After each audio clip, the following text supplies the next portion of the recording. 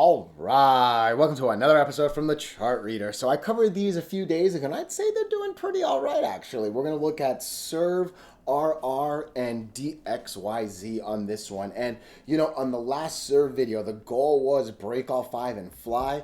Truth be told, I actually thought that this was going to be a big green day right here. I was texting with a buddy on this day. He was going back and forth about should he sell or not. He actually sold. And yes, I got a little chuckle out of being wrong those 2 days. But hey, look, we love the 8 moving average for a reason, right? You can see beautiful things right there basically happening. Use the line to bounce and go. That's what we look for it to do, right? Another just big thing. I care about the moving averages more, but hey, if you're gonna get over a resistance, I need that confirmation, right? But yeah, the gap up open right here. This thing opened at 14 something. Oh man, lo and behold, got into the 11s. I had to chuckle right there at myself for sure. Let's take a look at RR real quick. Look, RR, I don't remember exactly when I made the video, but it did what we were hoping for it to do. It actually got really close to even getting to the 200 moving average, right? But again, big battle with the 100 moving average is really what happened.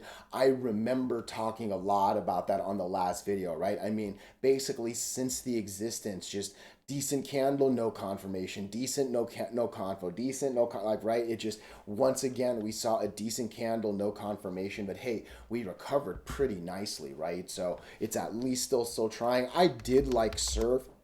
Excuse me, I kind of flashed through that quickly, but I think SERV does still look good. I think that should be good for RR, which again, sector strength right there, right? There's not too many robotic companies, and these ones are pretty heavy on that side right there, right?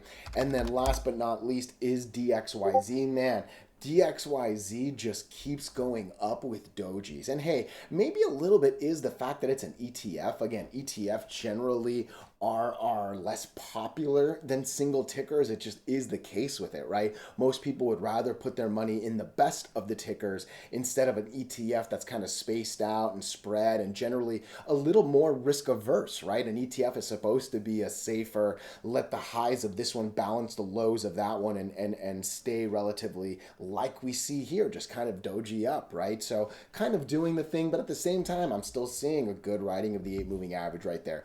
Definitely not the volume that we had before, and really that's the big missing thing here. But hey, this is the only exposure a regular person will get to SpaceX. I think that alone still has a lot of value. And hey, as Tesla goes up, right? I know I'm not really going to cover Tesla much, but yeah, as Tesla goes up, this is a little bit of a cheaper, Elon play for some people. It's what I've been seeing across, right? But yeah, overall excited to talk about these for sure. One quick thing before I get into the juice of it, right? So FOMC meeting is in 4 days, basically 5 days from now. It's on the 18th, okay? As long as Powell does what most people are expecting, which is a small rate cut, as long as that happens, that should make things good, okay? At the minimum, these are all tech stocks, and NASDAQ is doing well. NASDAQ is the strongest of the three. It is bouncing on the 8 like a champion. S&P 500 is a little flatter, but it's at least holding, and Dow Jones is actually a lot worse under both the 8 and the 20, right? So more disjointed than I want. I'm glad at least NASDAQ's doing well, especially since we're looking at like 3 very heavy tech stocks, okay? So before we do go any further, though, and I give you more of my thoughts and opinions, what are we going to do? Same thing we always do, right? We'll take a look at the daily and the weekly to see how these things are setting up short term. We have our 5 moving averages. There's one right there. Is there another one up there? There's another one up there. There are horizontal support and resistance lines I do draw manually myself. And then when we are done up here, we'll use the MACD, RSI, and volume as our lower indicators. Hey, really quickly, if you can, please subscribe to this channel. Share this video online with your friends. Comment good or bad if you disagree. Look, anything you can do helps so much with these YouTube algorithms. But hey, anything you can do for real, I just appreciate you being here and giving me your time. All right, so let's get into it. And look, I at least a little bit, I'm going to laugh at myself. I really thought we were going to be going to test this golden line. Green, green, green, red, red, red, green, green, green, red, red, red. nothing, nothing, nothing. Man, I really thought we were going there.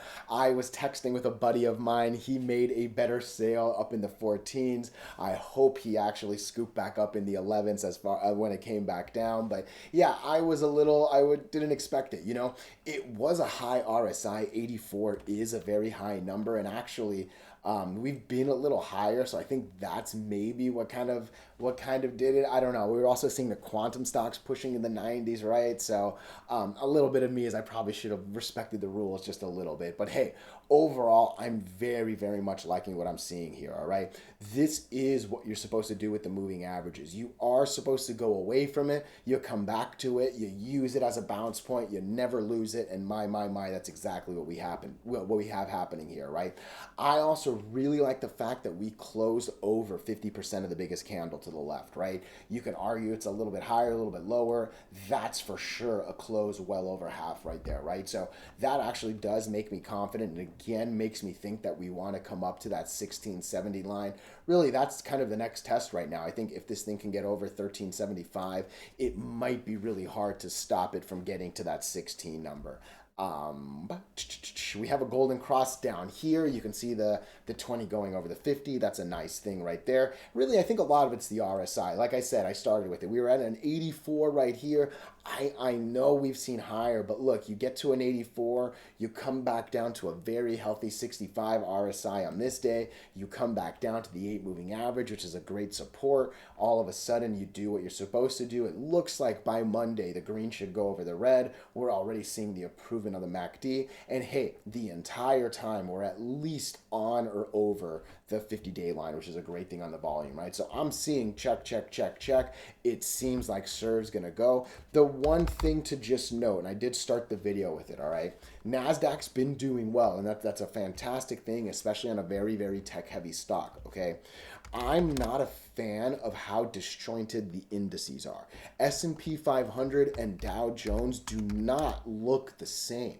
And by no means do they look like the strength of the NASDAQ, right? I keep assuming that Powell's going to do the job, and on the 18th, everything will correct itself and catch back up. But really, I want the Dow Jones to get back over 44,400. I know that this is a tech video. Believe me, I get that, right? But if the Dow Jones can recover, that will add to the strength of the NASDAQ, and that will make these tech stocks do much better, in my opinion. But hey, I love the strength of the candle. I know it's easy to focus on the 15%. What I really like, look in the box over there. The high of the day was 1311. Close of the day was a couple pennies below that at 1308, right? So more people wanted to buy than sell at the high. And I mean, it just, again, I like the break of the 50%. I like the hold of the 8MA. It seems like this thing wants to continue on up. Where are we on the weekly? It's a big weekly right here. That's an interesting big candle. You know, I always respect the doji. Hey, I'm glad the doji is much over the candle. I'm glad the doji is higher than that resistance line. End of the day, I gotta respect it. I don't know for sure. I think the next one's gonna matter the most. I like the fact that the MACD looks like it's actually the red line just formed, right? So it looks like next week should actually get back over it, which is gonna be a good thing. And this RSI is still only a 73. This kind of makes me believe next week should be a good week. And we're actually seeing a nice little steady increase over the last month in volume as well, right? It doesn't really scream it right here, actually, but I think it looks a lot prettier when you just look at a weekly view right there, right? So I think this is setting up well, again, to make me believe we want to come to that line. Will we break it? I don't know. If FOMC goes well, NASDAQ will do better, the indices will recover, and hey, that should help things along well. But really liking this, actually, and especially since the last video. I think we were still down here, maybe even up here. I'm not really entirely sure, but yeah, so far so good right here. Let me know your thoughts, let me know your opinions, even if you disagree. RR, coming into RR, and look, this was another one that I remember I didn't even want to make in the videos, but I saw what looked like good spacing. You know, I'll talk about that shortly. I saw what looked like great red, hungry to become green, and we pretty much had it happen exactly as we were hoping for. Not quite hitting the 200, but my goodness, getting really close to it with those wicks, right? So yeah, hey, real quick, if you can subscribe, if you can share, oh, it's much appreciated, all right? So RR RR has not been doing very, very well, all right? But it was seeming like the tech stocks were doing well. We saw AI pop, we saw quantum pop. The theory really just was, hey, maybe this robotics thing is the next one, because really there's a good amount of AI and robotics and quantum stuff in robotics, right? What we also had, and I just mentioned it, right? When you have good spacing between the moving averages, that's something to take advantage of. And when you have a nice green, green, green, red, red, red right in between those channels, all of a sudden you break the 50, you make me believe you're going to go to the 100. You break the 100, you're going to make me believe you go to the 200, right?